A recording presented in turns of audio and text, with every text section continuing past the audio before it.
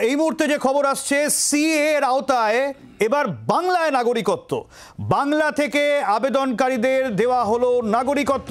আরো আপডেট দেবে রাজীব, রয়েছেন আমাদের সঙ্গে। রাজীব, দেখো, এই প্রথম বাংলা থেকে যারা সংশোধিত নাগরিকত্ব আইনে আবেদন করেছিলেন তাদের নাগরিকত্ব দেওয়ার কথা জানাচ্ছে কেন্দ্রীয় সরকার। আর কি কেন্দ্রীয় স্বরাষ্ট্র মন্ত্রক তারা বিজ্ঞপ্তি দিয়ে জানালো যে ভারতের যে নাগরিকত্ব দেওয়ার ক্ষেত্রে যে সংশোধনী আইন চালু হয়েছিল এবং যার রুল গত মার্চ মাসে চালু করা হয়েছিল, সেই নিয়ম অনুযায়ী নতুন যে অধিনিয়ম সেই অনুযায়ী পশ্চিমবঙ্গে এবার যারা আবেদন করেছিলেন নাগরিকত্বের জন্য তাদের নাগরিকত্ব দেওয়া হলো আজ।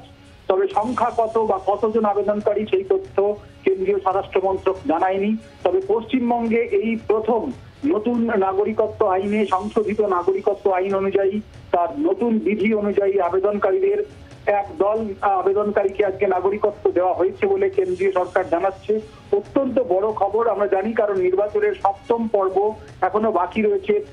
1 জুন ভোট গ্রহণ হবে সপ্তম পর্বের। আর এরই মধ্যে কেন্দ্রীয় সরকার পশ্চিমবঙ্গে থেকে যারা আবেদন করেছিলেন তাদের নাগরিকত্ব দিল বলে জানালো। এবং এক্ষেত্রে তারা জানিয়েছে পশ্চিমবঙ্গের পাশাপাশি তারা হরিয়ানা এবং উত্তরাখণ্ডেরও যারা আবেদনকারী তাদের নাগরিকত্ব দিয়েছে।